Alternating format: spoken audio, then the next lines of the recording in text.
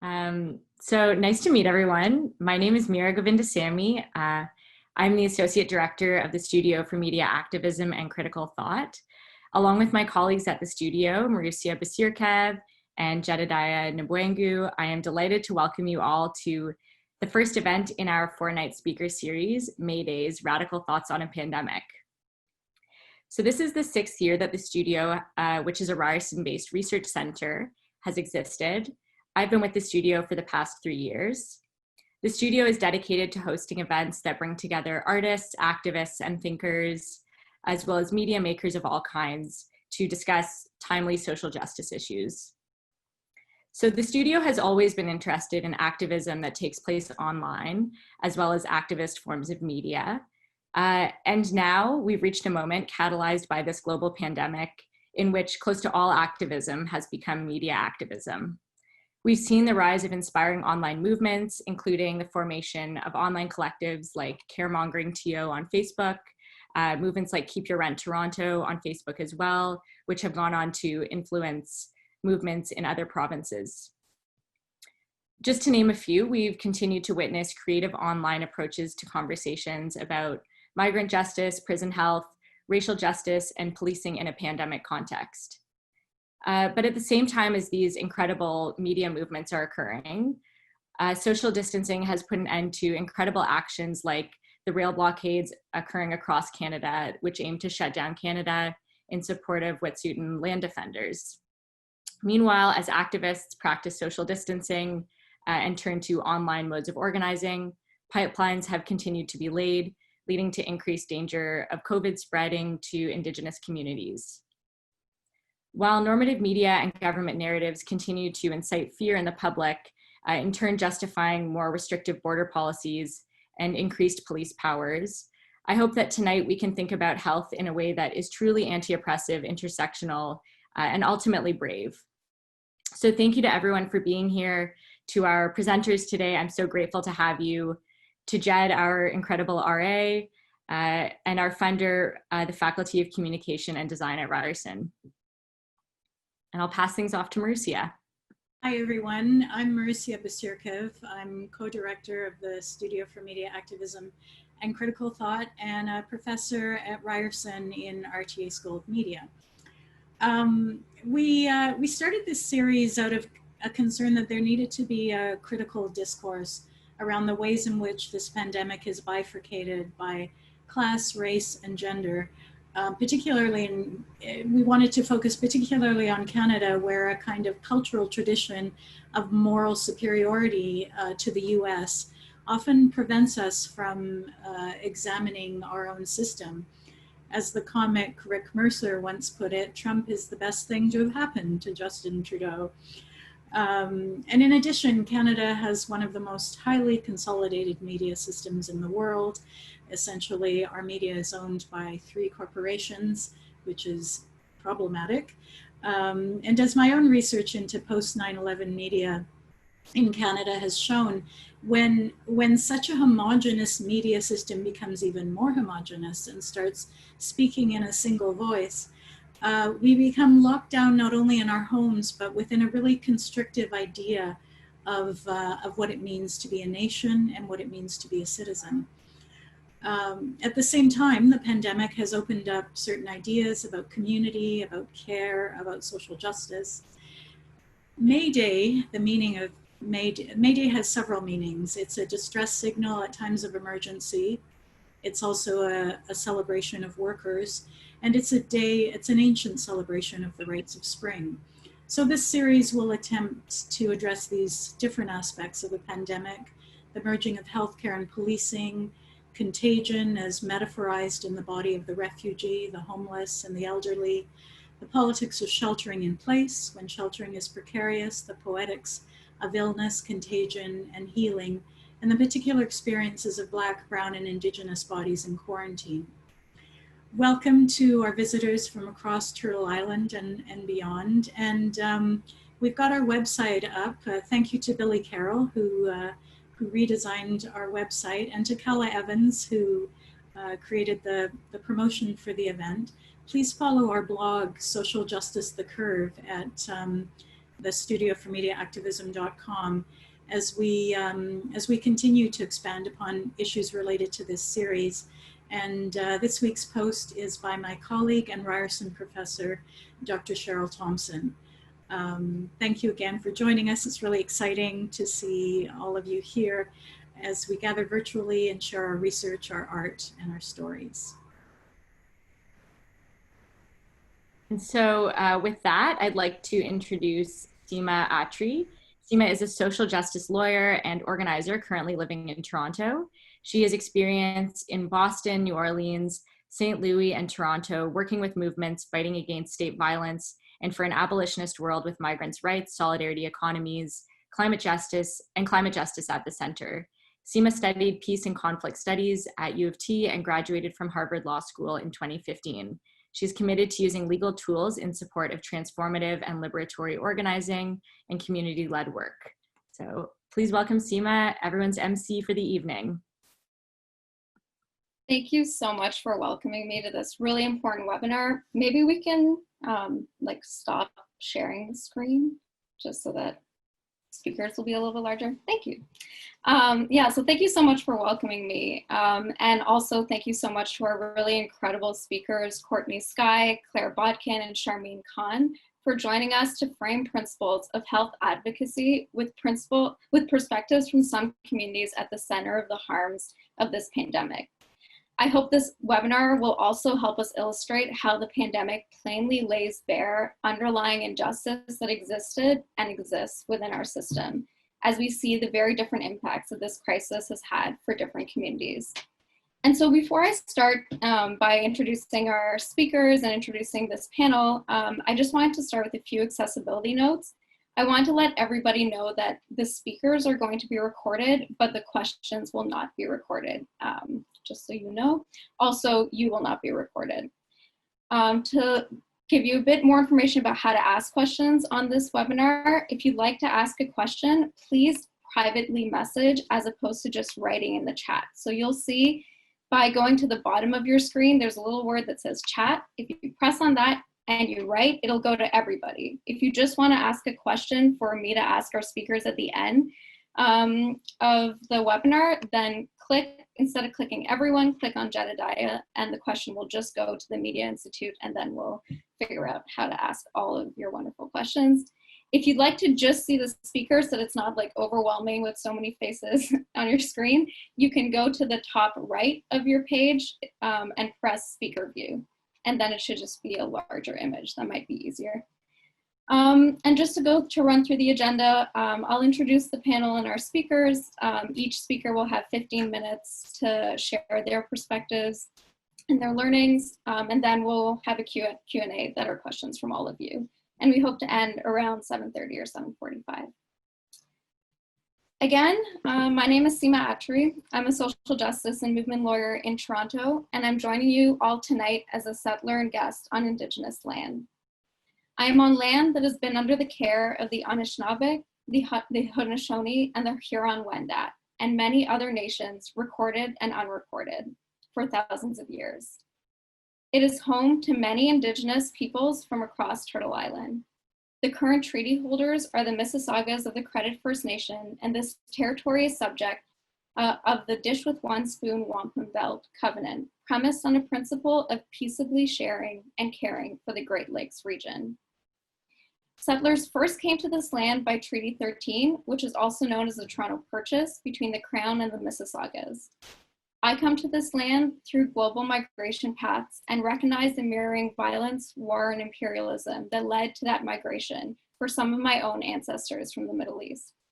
I also recognize the privileges I've had as a beneficiary of settler colonialism on this land, and therefore I'm committed to supporting Indigenous-led struggles for self-determination and land defense. Acknowledging many of us who are joining this webinar's places as settlers on this land requires more than just acknowledging and learning history and the continuing structural violence. It also requires decolonization through action that begins to address past and continuing violence. And so as a piece of that action, I'm going to share a fundraiser just to highlight a local Indigenous Youth Outreach Fund. It's led by Nanook, who's a leading street outreach in the West and providing food, medicines, and care packages here locally. So I'm going to post this link right now. Please, if you have the means, please support this really important initiative. So I just posted the link in the chat. With that, I'd like to open our panel. The theme for tonight's panel is Radical Health Advocacy. I'm honored to be among speakers who will frame health advocacy from the perspective of working with a number of different communities, including Indigenous communities, unhoused and incarcerated folks, people who use drugs, queer and trans peoples, and communities with vulnerable immigration status. This event is important because these community perspectives have not been centered in our collective response to COVID-19, even as these communities face some of the harshest, deadly effects from the health crisis. We know that societal context, and most importantly, structural injustice, has an impact on individual health outcomes. We've known this pre-pandemic, and the statistics throughout this pandemic mirror these realities. Systemically marginalized communities have unequivocally been the most impacted by the virus, and the most unable as well to follow public health recommendations due to people's lived realities. For example, our government has centered social distancing as a key part of our public health response to COVID-19. But how does one distance when you're caged by that same government in a jail cell awaiting trial? How do you take care of your family's health when your community lacks access to basic necessities like safe drinking water? How do you distance when the government continues to force unhoused people into unsafe shelters and deny people safe access to drugs through drugs' continued criminalization? How do you stay healthy when you work in a factory that's unsafe because you need to work, because you rely on that income for survival and on that employer for your immigration status? These are some of the realities I hope we can shed light on tonight. I personally come to this issue most closely today as a social justice lawyer that's working with Duty Council, with legal aid in Ontario's criminal courts, trying to assist individuals to be released from pretrial jails. Our jails have been called petri dishes for COVID-19 because individuals who remain caged continue not to have access to basic necessities like disinfectants, personal protective equipment, no air circulation in cells, and individuals are fundamentally unable to social distance in jails. And so as I try as a lawyer to fight this, I also know that we need to be organizing around the structural issues that are leading to these realities. And so there are campaigns like the Contain COVID Not People campaign that are fighting to try to get people released, because this is really the only public health strategy right now. Finally, I also want to introduce this panel by highlighting that the unequal impacts of this crisis result from the continued inequality of our systems more generally. A health advocacy approach must not only center communities currently most impacted by the health crisis when developing health responses, but it must also work to dismantle more general structures of inequality that have led to these deadly realities. This means committing to organizing against structures that put profit over people, that maintain colonialism on our lands, and that maintain racism and discrimination in our society. I feel deep pain in this moment as the pandemic continues to be such a life and death crisis for so many, but I also think this is an important opportunity to use this moment to challenge broader systems of injustice. And I hope that this conversation will be a part of that. And so with that, I'd like to welcome our first speaker, Courtney Skye. Courtney Skye is a researcher, policy development consultant, and Cayuga language student. She is a research fellow with the incredible Yellowhead Institute, a First Nations-led governance think tank at the Faculty of Arts at Ryerson University. Courtney is passionate about making sure communities are heard in policy development and strives to end all forms of colonial violence experienced by Indigenous people by entrenching a deep commitment to rights and jurisdiction. Courtney. Hi. Awesome. So thank you so much for having me. I hope you can all see me and hear me. Welcome to my car. I'm a as we introduced, Mohawk and Kikuyu language speaker or learner, and I live on my reserve 6 Nations of the Grand River Territory. And because of limited internet access and cell phone reception in my community, I rely on my car to travel to local towns within our traditional territory in order to access internet reliably. So if my internet goes out during this, I will scurry to come back on, but it has been precarious for myself participating in some of these online forums, as it is for many First Nations people that live in remote areas. I'm here to talk to you today about some of the research that I've done with Yellowhead Institute, collecting information around the scope and prevalence of COVID-19 in First Nations communities. So I'm gonna go back a few months, if you remember, when there were early cases of COVID-19 being recorded in communities. My community, 6 Nations of the Grand River Territory, had a outbreak that was noted and began probably about 2 months ago. And at the same time, Ganawage, which is another Haudenosaunee territory that's in Quebec, they were also reporting a high number of cases in their community. At the same time, the federal government began to do press releases and provide updates around the number of First Nations people that were contracting COVID. And at the time, they were framing it as Indigenous cases. And so I was monitoring the situation in my own community, our communities within our traditional territory and with our allies and kin in other territories. And the numbers didn't add up. There was a number of, and it seemed like at a certain point that 6 Nations and Ganawage were the only First Nations people to have COVID. And to me, that didn't make sense because if you recall, British Columbia had some of the earliest cases, and it seemed impossible for there to be such high number of cases in British Columbia and there would not be any First Nations people that had contracted the virus. And so I started keeping track of these numbers of cases in my own community and the numbers that were being reported. So these were from publicly available data. It was from band councils providing updates to their own membership, different public health authorities providing that update to their communities, but also through social media, different communities mourning people in their community that had passed away, talking about those people that were impacted, and started to keep track. I worked with a number of other researchers at Yellowhead, and also Emily Parker, who's Mohawk from Ganawage, who's doing her master's in public health at the University of Utah. And so we started to keep track of this information. And as time wore on, it became very evident that the federal government reporting was insufficient for our communities, and that just probably 2 weeks ago now, when we reported, we had collected well over twice the many number of cases of confirmed COVID within Indigenous communities, and also 3 times as many deaths. The federal government at the time was reporting 2 First Nations deaths because of COVID-19, and we know now, 2 weeks later, the numbers are probably closer to the mid-teens, and it's still unclear on what the full scope and prevalence is around data collection and Indigenous communities. And there are a number of different systemic factors that impact that. Of course, many people here will be familiar with some of the racist legislation maintained by the federal government, but what we've come to realize and learn is that the federal government is only reporting the number of COVID-19 cases that are occurring on reserve, and that they are confirmed cases in reserve communities. And of course, in Canada, First Nations people are not confined to live on reserve. And also Métis people do not live on reserve, Inuit people do not live on reserve.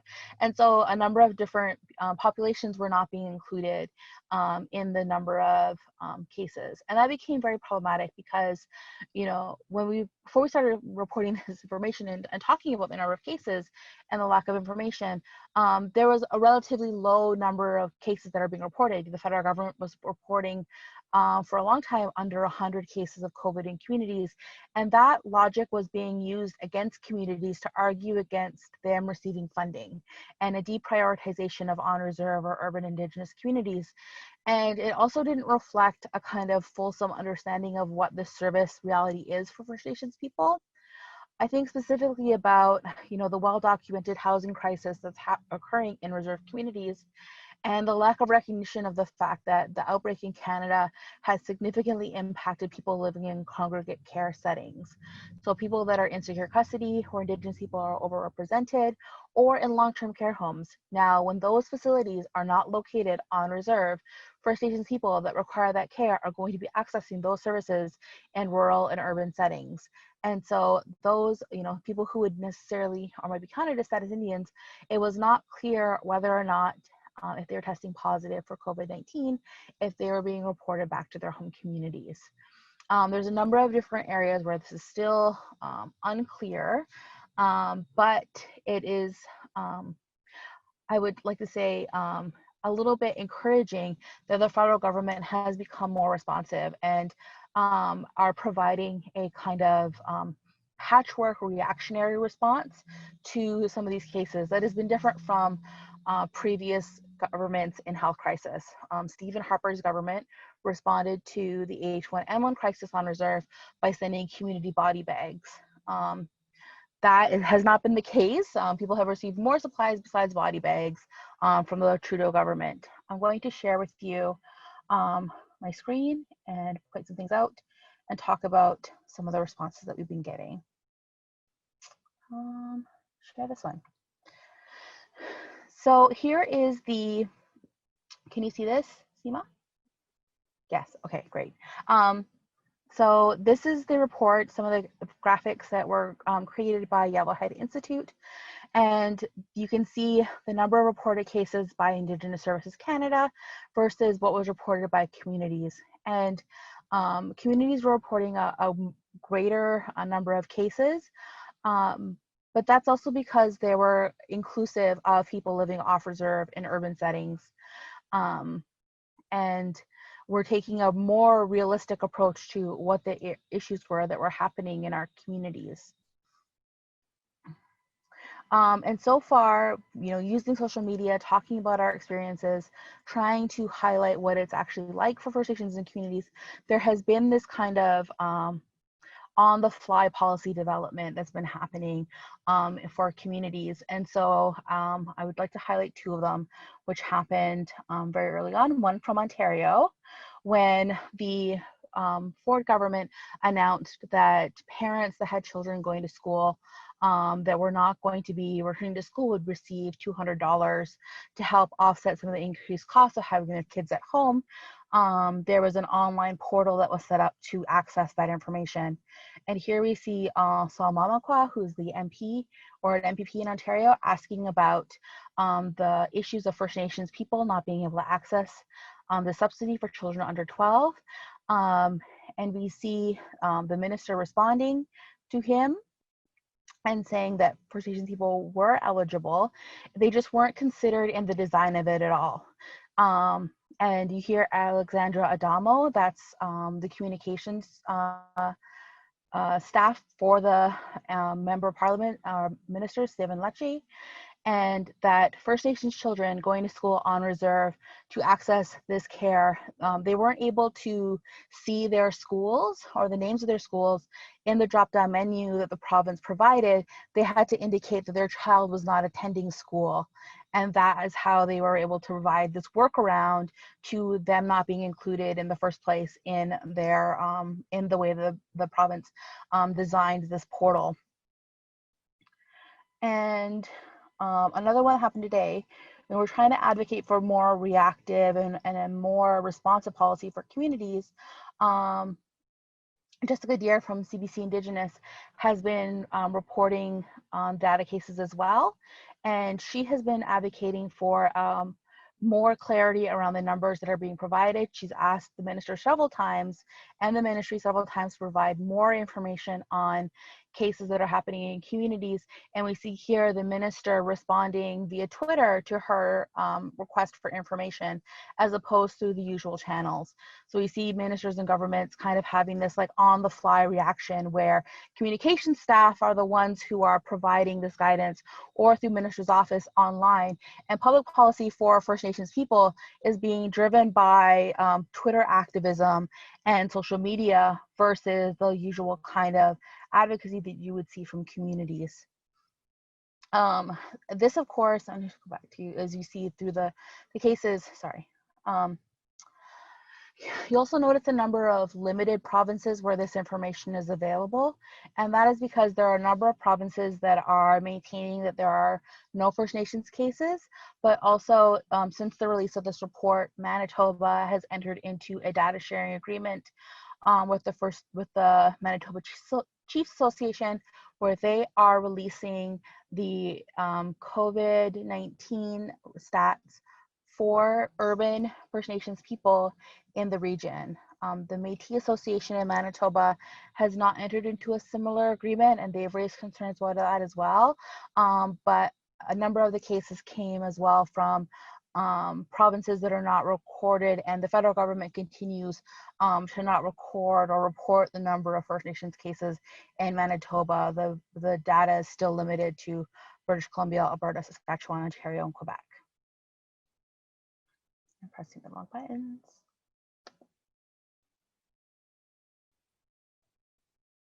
Okay, so what does this all mean? It's, we inherited this situation. We inherited this kind of policy environment on the legacy of the Liberals' approach to reconciliation over the past 5 years. Since 2015, and Justin Trudeau said that First Nations people are their most important relationship, we have not seen the substantive systemic change needed to have a transparent policy development that is transparent to people in communities around decision making, around the services they're getting from the federal government. And so there's a real kind of lack of action on a lot of the tangible pieces and structures that need to be put in place so that there is actual accountability around some of this reporting. Okay, so one of the things that I wanted to say is, I'm not a health researcher. I am primarily, I work in ending violence against Indigenous women. And I knew that this was likely going to be the case because if you recall from the National Inquiry's final report and their calls for justice, they were not also able to provide a number for the number of missing and murdered Indigenous women that are in Canada. That data environment as well is lacking in reporting, in transparency, and a comprehensive approach from across government and across the country. And so there's a number of different sectors that are impacted by this lack of information as well. And so this is not something that's new or unfounded to the government. And this actual environment of having provinces and a federalism having this piecemeal approach to service delivery and design is actually a product of colonialism. And unless we take an anti-colonial approach to policy and program design, it's going to continue to maintain these structures that do not consider all the different needs of these communities. Thank you so much, and I look forward to the chat.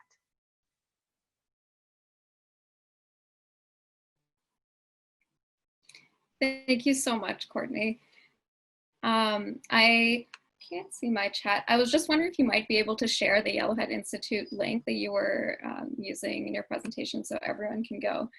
That was really incredible. And I think it shows us how even as we're increasing the amount of data that we collect and increasing the policing of communities, there's still clear holes in what data is collected and what communities are centered in that information collection. And you clearly very clearly describe the deep impacts of those holes in data collection. So I'm looking forward to talking about that further. I'd now like to invite Claire Bodkin to speak with us. Claire is a queer femme community organizer and resident physician in family medicine. As a family doctor in training, her clinical and research interests are the care of people who use drugs, people who experience incarceration, and people who are queer and trans. She is an organizer with Hamilton's Social Medicine Response Team, known as HamSmart, and has been working with Hamilton's harm reduction group, Keeping Six, to support the needs of people who are unhoused and people who use drugs during the COVID-19 pandemic. Thank you for joining us, Claire. Thanks for having me. Oh my goodness, Courtney, thank you for sharing your work. It's so funny. You're like, I'm not a health person. I literally wrote down like, Courtney is doing community-led epidemiology and public health work. So maybe you don't think of yourself as a health worker, but certainly you're doing health work. Okay, I'm gonna share my screen and we'll see if this works. So first I'm gonna go to share, yeah. Okay.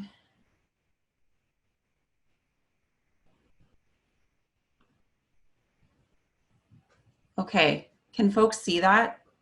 Yeah. All right, yeah, okay, awesome. Yeah, so I am a co-organizer with HamSmart, and am excited to be here chatting today, but also have touched base with a lot of the folks that we co-organize with before coming to speak today, and hopefully honoring them in what I'm sharing. Just wanted to start by saying thank you to the Studio for Media, Activism, and Critical Thought for hosting this event and bringing these speakers together and inviting me to be a part of it. I really appreciate that. So K6 is the harm reduction group here in Hamilton. It formed about 2 years ago. It was, so it's a community-based organization that defends the right, dignity, and humanity of people who use drugs. And it's led by people who use drugs and then people who love and care for them supporting. And they are kind of a sister organization to HamSmart. So HamSmart, or the Hamilton Social Medicine Team, is a group led by an infectious disease doctor with family doctors and a midwife and a peer outreach worker. And we do clinical care for folks who have difficulty accessing the traditional medical system, which is intentionally broad as a definition because it means we can kind of be flexible in what we do, but predominantly the folks that we care for are people who use drugs and people who are experiencing homelessness or are in precarious housing. Yeah, so I'm wearing that hat this evening. So this is our amazing street outreach team. One of them, we have different teams. So when the pandemic first hit, HamSmart operated a weekly clinic, which was predominantly for people living with HIV, and then also a safe supply. We have a small safe supply program. So they operated it once a week, and then in the same building, K6 operated drop-in programming twice a week. And that building and the organization running that building shut down. And so all of a sudden we had nowhere to see patients, and we also had nowhere to host drop-in. And so very, very quickly we switched gears. And I think one thing that I'm taking away from all of this is that community-based groups who are used to doing a lot with a little, and activists who are used to mobilizing and seizing opportunities, I think actually are the folks who have been incredibly effective during this time, because we have built those skills and those relationships of being able to adapt and shift gears quickly. So, so K6 switched to doing street outreach 3 times a week. So they were distributing harm reduction supplies for safer drug use, naloxone, as well as lunches and other essentials like socks and underwear and that kind of thing. HamSmart started doing telemedicine, and I'll chat a little bit more about what that's looked like later on. And the other thing is that the infectious disease physician that works with HamSmart took a big role in figuring out what we needed to do to try and prevent outbreaks and limit the spread of outbreaks in shelter settings here. So he very quickly set up a system to get like swabs done for COVID-19 for anybody who had a positive screening or was symptomatic. If you worked or lived in a shelter, you would get swabbed. Someone would actually come to you wherever you were, swab you, and then there would be an isolation space in the shelter for you to stay in if you needed it. And we would get test results back. Even during the first 2 weeks of the pandemic, we aimed for 4 hours, and 12 hours was sort of the longest test result. So that meant we did have a couple of positive cases, and we've had some small outbreaks in Hamilton, but we've been able to respond to them really early on before we were facing a situation like you're seeing in Toronto right now. And then he also started a voluntary swabbing program where basically if you live or work in a shelter in Hamilton, a team comes out once a week, and if you want to, you can get swabbed for COVID-19. So we have a pretty good sense of, if there's an outbreak that's early on and asymptomatic cases and that kind of thing. And then in addition to that, we had some work happening behind the scenes. So we have volunteers baking cookies for outreach lunches. We have people doing, you know, like collecting donations and purchasing essential supplies and decorating lunch bags and that kind of thing. So that's all pretty different from what we were doing before the pandemic started.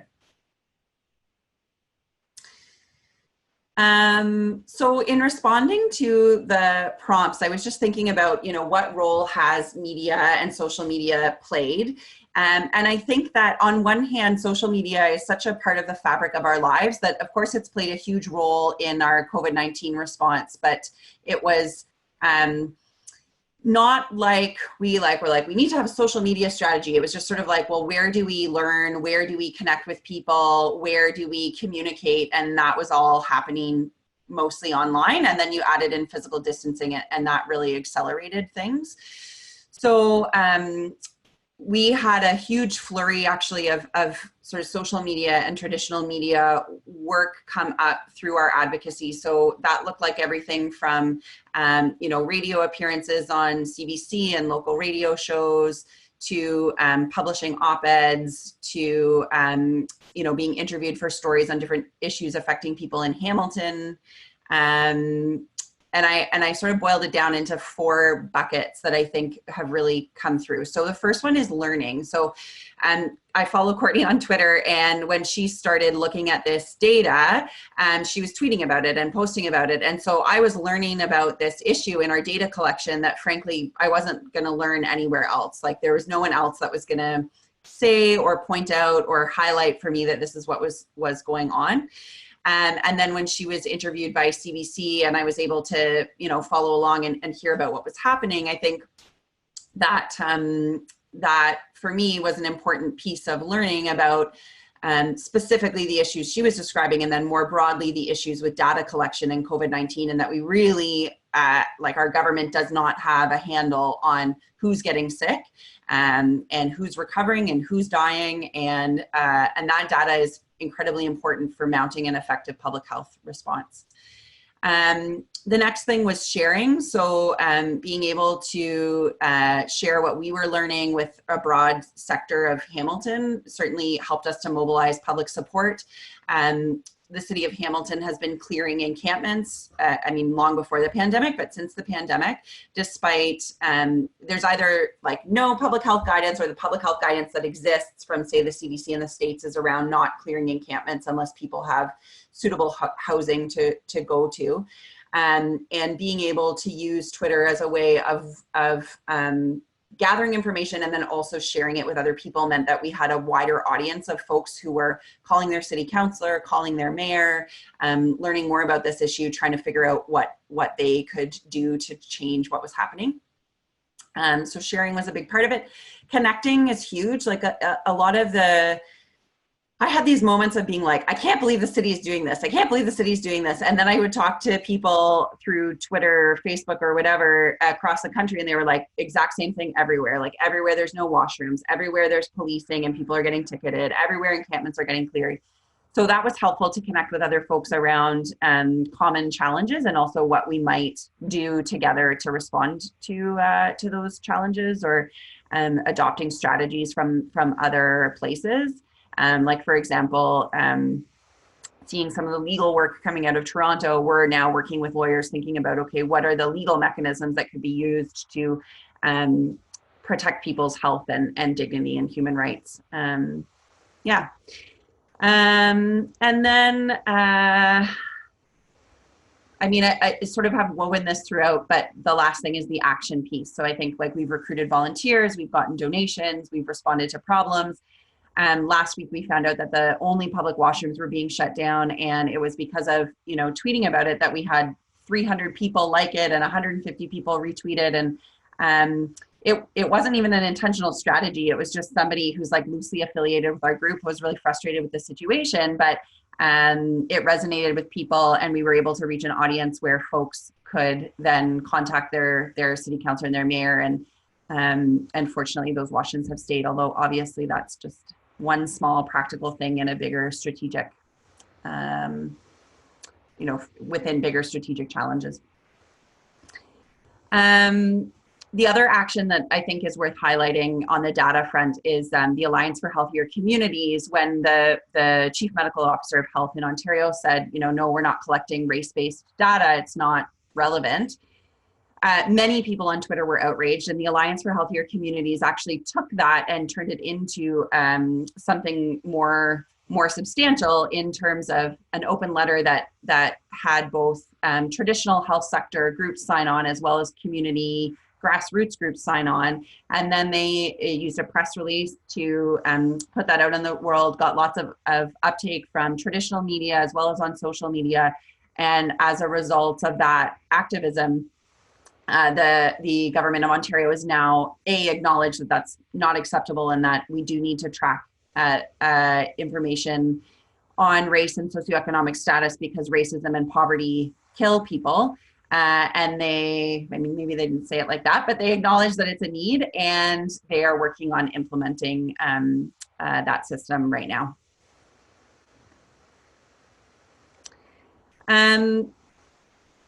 The other way that art has played a big role in things for us is, one of our 2 drop-ins each week was an arts-based drop-in. And I think the arts for K6 has been a really important way of people being able to express themselves and make meaning out of their lives and out of this opioid crisis, which has killed so many people and has really shown us who we think is disposable in this world when we have solutions like safe supply and decriminalization that we're choosing not to implement.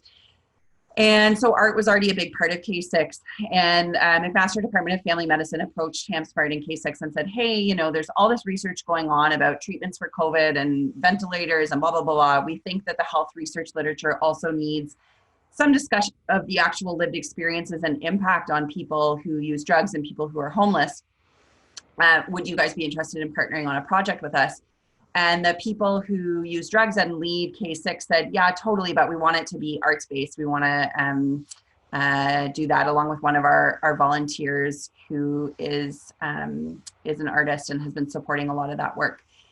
So we are in the middle of data collection, which means that we're able to pay people for their art, which is a bit funny and also lovely that we can hear from people and get some money to folks that need to buy day-to-day resources and that kind of thing.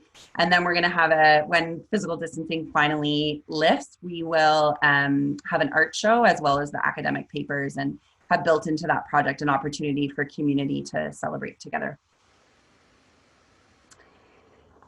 Is it possible to care for folks during a pandemic, and can we deliver care that's physically distant? So from the HamSmart perspective, this telemedicine virtual care thing has been a huge challenge, and we really have not figured it out.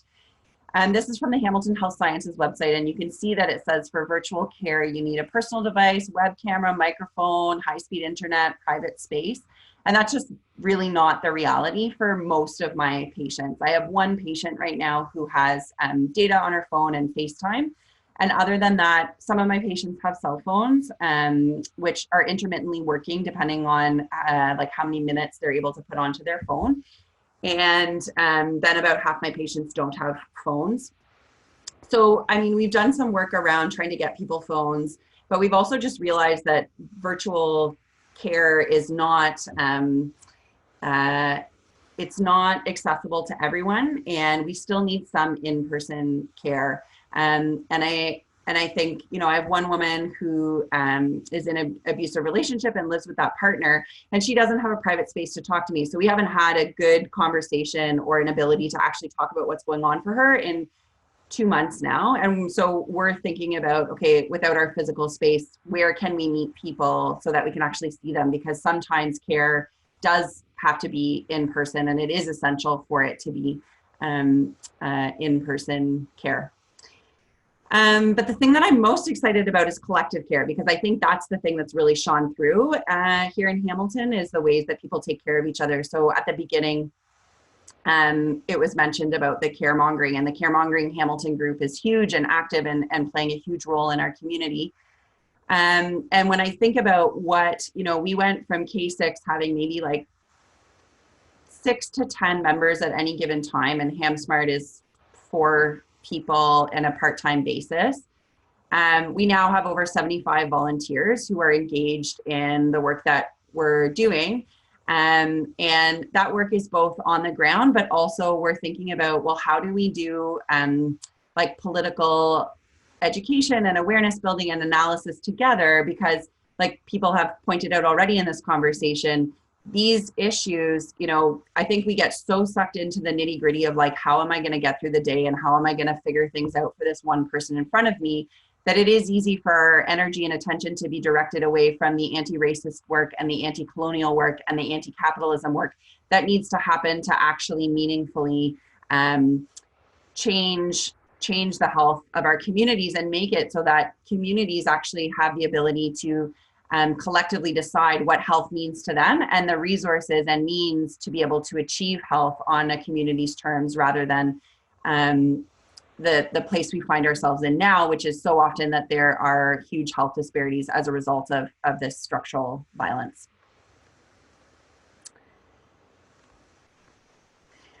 So the three things that I'm sort of taking away, like what can we learn from this moment? I think there's so much, and I think we're going to be reflecting on it for months and years to come. But the things that I've really taken away, so one is that organizing matters. And I think that like K6 and HamSmart would not have been able to mount the response that we did if we hadn't already had relationships in community, if we hadn't already been organizing with each other and working out our relationships with each other. I think it's because of those things that we were able to respond, and it would have been really different, not impossible as we see from caremongering, but really different to start from scratch. And even, you know, caremongering in Hamilton is actually led by Disability Justice Network of Ontario and other groups that were already organizing together and are now coming together under a different name. So I think one thing that I take away from this is to respond to crises, it's quite helpful to already be engaged in organizing and be building on those relationships and that work that's been done. The second thing is that political analysis plus clear principles is I think, you know, not perfect, but it is the more effective way of approaching things, especially when you're faced with a new situation. So what that looked like for us is knowing, you know, nothing about us without us is one of the key K6 principles of organizing. And so our outreach teams are about usually 2 or 3 folks who are people who use drugs, and then 2 or 3 folks who are volunteers without necessarily that lived experience, a lot of medical students and nursing students. But they're there, they're also participating and leading the strategy meetings and talking about, you know, how do we want to approach the city? What are we going public about? How are we putting pressure on? All of those sorts of things. And I think having done some of that work ahead of time meant that we were able to respond. And the bumps we ran into were when we weren't clear about that, when we were like, well, what is our stance? Like, what is our stance on this? Or how do we understand the situation? That was when we ran into challenges. And then finally, health workers are a part of community and not separate from it. We're terrible in medicine about being like doctor, patient, and separating those two. And this is the first time I've organized where I will see a patient and then we'll be in a strategy meeting together, you know, 2 days later, figuring out what we want to do and what we want to demand from the city and how we're going to do that and what we're doing on outreach this week. And I think that's really powerful, is remembering that, you know, we are all interconnected and that the divides we put up are pretty false, but with material consequences for how we work and how we support each other. So on that note, those are sort of the things I'm thinking about. And there's lots more than that too, because it's a huge situation and I'm excited to hear what other people have to say and looking forward to the discussion. Thank you so much, Claire. Thank you so much for grounding us in stories of such incredible work that's happening in Hamilton by the groups that you described, and also just the importance of taking lessons from groups that do have deep relationships, that are led by people who are most impacted by the problems that we're discussing, groups that are organizing. And so thank you so much for sharing all of that. I also want to use this time to invite questions from the audience. So again, the way to ask questions is to send them in to kind of by private chat. So if you just press chat and then you can select the private way of sending a message, and then we'll ask those questions after all of our speakers have completed. So I just want to invite some more questions. And so with that, I'd like to introduce our last speaker for the night. Sharmeen Khan is an organizer with No One Is Illegal Toronto and an editor with Upping the Ante, a journal of theory and action. She's been active in activist and alternative media for over 20 years in both print and community radio. She's also the coordinator of Tools for Change, a collective that organizes trainings for activists and organizers. Thank you for joining us, Sharmeen. Hey folks, am I good? You can hear me? Okay, cool. So I'm gonna share my screen too. I don't have a fancy PowerPoint, like our previous speaker. Oh, hold on, where am I here? Okay, share. Okay, can people see that? Okay, cool. So yeah, I've just been asked to, I guess I feel like I need to make a, like a announcement that I don't work directly in healthcare in terms of like healthcare provision, but in my organizing with No One Is Legal, definitely the struggle around healthcare and just healthcare has always been an issue for migrants in Canada, specifically those who work in the most exploitative sectors in our country, which is migrant labor, or also caregiving and other service provision on temporary foreign work permits, as well as folks who are undocumented in Canada. And it was interesting to hear the opening remarks about comparing, you know, what Canadian politics and inequality to what's happening in the United States, because I think a lot of people in Canada don't realize that there are undocumented people in Canada, because the numbers are so huge in the United States, and the movements there are so vast, and you know, it's always like a very strong political movement, and we struggle to make the struggles for the struggles and hardships of undocumented folks and the struggle for status to be you know, pronounced even here in, you know, whether it's Canadian elections or when it's on accessing services. So one of the campaigns that No One Is Legal is part of a few years ago, which was around Sanctuary City or Solidarity City, and if you have questions about the campaign, I can answer it later. A main aspect of that was for people, regardless of their status, to be able to access services, including health services, without the fear of people calling CBSA to deport people. And I think what's really important when you think about healthcare, and the speaker who said that, is that fear to register your child in school for fear of deportation, fear of accessing a food bank, many who still require identification or proof of status, fear of entering shelters or accessing shelter space, are all obviously integrated into health. And without accessing those services, social determinants of health, like, obviously fall for many people who don't have that. And so I think one thing that this crisis is showing us, and people have talked about exposing the inequalities, but I think one really important thing is exposed, and one thing that we need to, that we are trying to elevate, is how access to healthcare, access to services shouldn't be based on this fictitious identity around citizenship.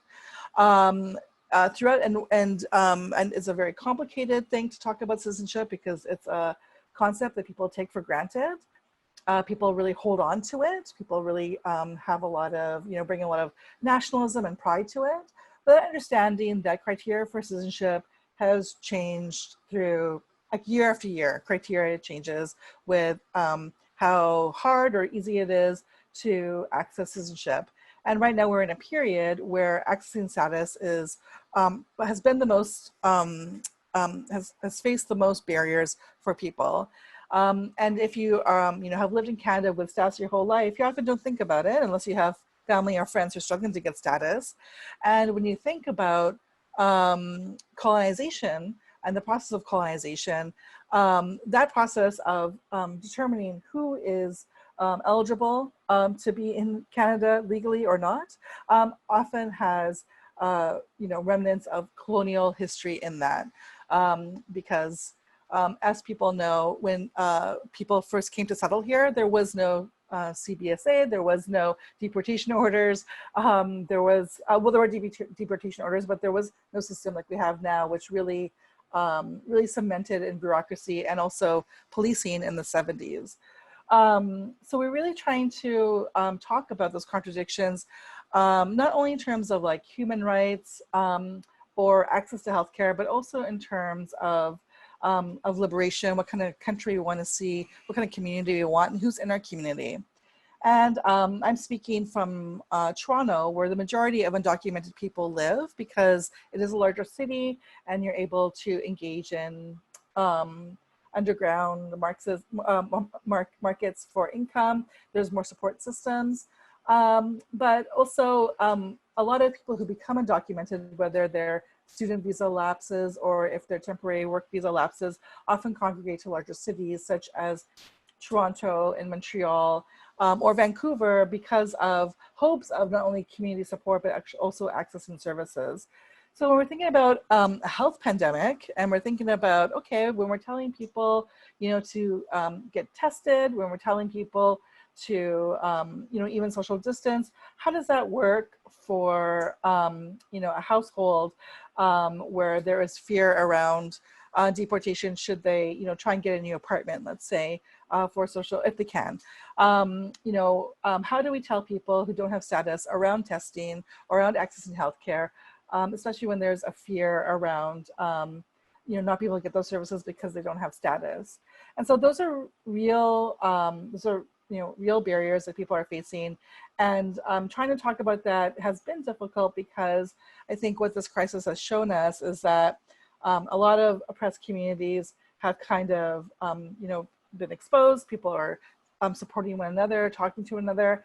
And there's been, I feel like the government has really put in place this competition, and oftentimes, known as legal, one of our mandates is to support Indigenous sovereignty and take leadership from Indigenous communities.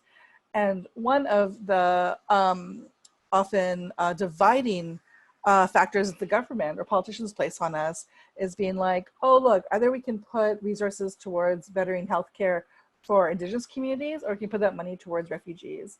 And I feel like that creates a really false dichotomy and a really racist one, because it is not the most marginalized people that are taking resources away from everyone else. It has been decades and decades of tax breaks to corporations, privatization, that we allow the wealth gap between the most poor and the rich to grow. Those take resources from services. But in last elections, we have seen a rise of that kind of racist rhetoric where different marginalized groups that should actually be in solidarity with one another are actually pitted against each other, whether it's policy or elections. So I wanted to just give a brief outline about what we fight for in terms of known as illegal and talk about health in that context. So one of our priorities is fighting for status for all. Right now we have very different divisions of who gets status and who doesn't. And you'll find that is mostly racialized workers who get temporary foreign worker programs or who are migrant laborers who don't have access to gain status.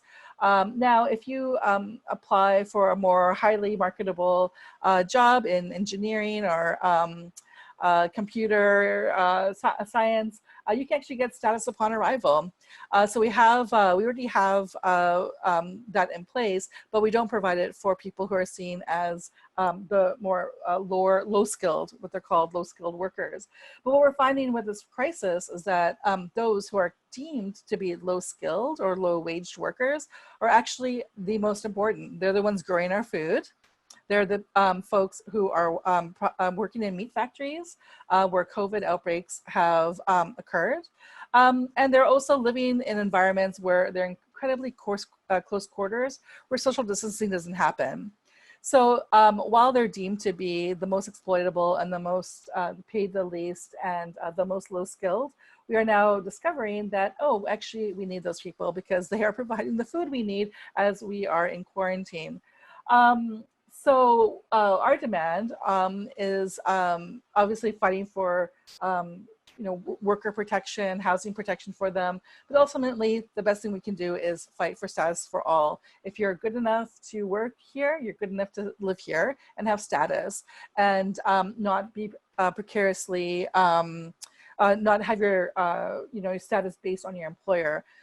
All of us have the freedom to leave our employer if we want, and it doesn't threaten our status. That is not the case for temporary foreign workers.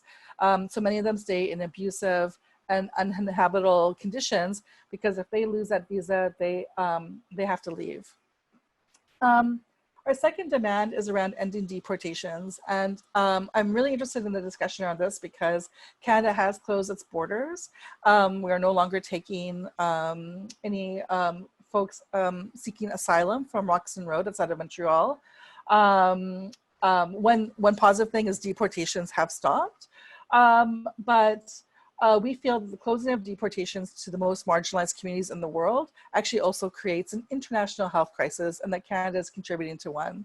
And so one of our demands is that we put resources to still being able to get asylum seekers, get refugees, and still put in place quarantine measures and healthcare for those people, and not leave them stranded in places where people could suffer more and die. And I can talk more a bit about some of the campaigns around that later. And another thing around ending deportations is also that our government should not be using prisons. Well, we want an end to prisons generally, but for those who are awaiting deportation or can't be deported, they should not be housed in prison, in jails or in prisons anywhere in the country, and they should be released. So I want to talk the last few minutes also about the role of media here.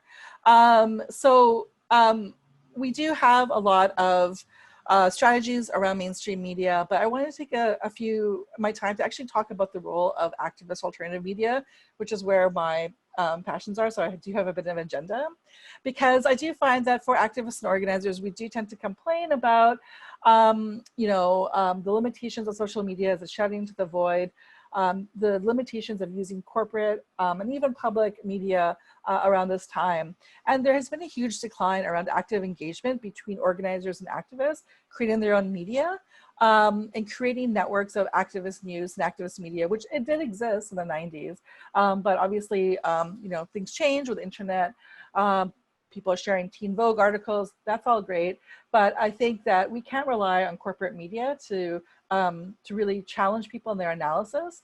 And while it doesn't have as much influence, it could if all of us kind of engaged in it more, wrote more, created more news and things like that. So here's a No One's Legal social media page where we talk about access to healthcare and links for information.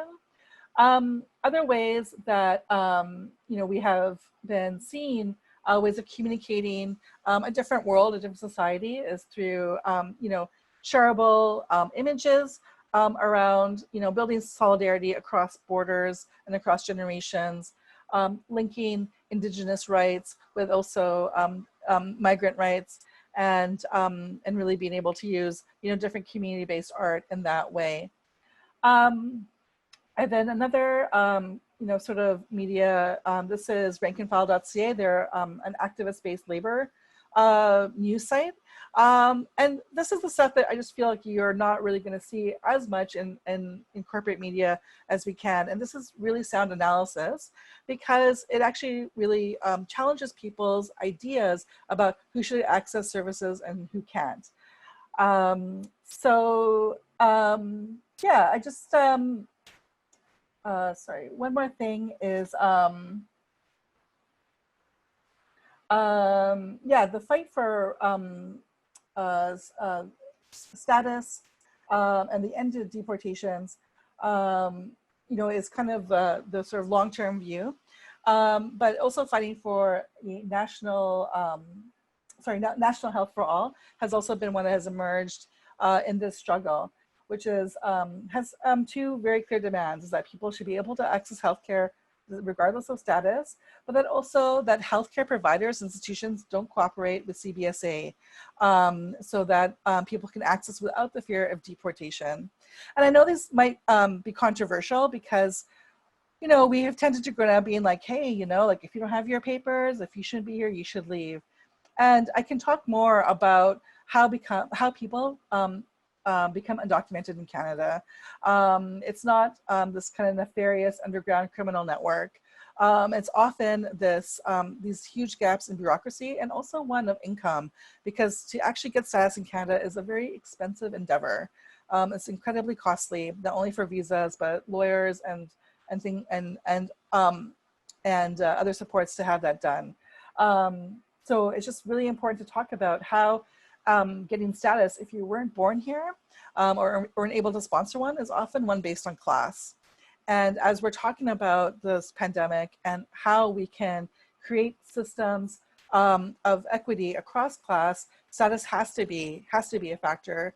And for anyone who are providing services like the mutual aid networks I work with in Toronto, I feel it's really important to also state that we will give support and services regardless of status, because people with status actually look for that. They're actually, that could be like a stop for them to contact you if they feel there's any kind of question that authorities will be involved. My last point before I conclude also is that when we think about this global pandemic, we also have to think about immigration status beyond our communities. This is an international problem, and Canada has really contributed to the crisis of immigration and migration internationally, not only with our own national policies of immigration and refugee status, but also our involvement in mining corporations and also international economic institutions that have really changed different communities to create crises where people want to leave and come to different countries. And so as we think about not only our communities, we have to really think about the impact of this virus on poorer countries, on third world countries, and the amount of hardship having there. And so it's not only about opening borders and also providing status, but a really important demand is that we also provide almost like reparations or income to those countries who can't afford the services that we have, and really think about exploitation internationally. So I'll leave that there. I had a lot more, but I know we're kind of nearing the end, and I want to leave time for questions. Thank you so much, Sharmeen.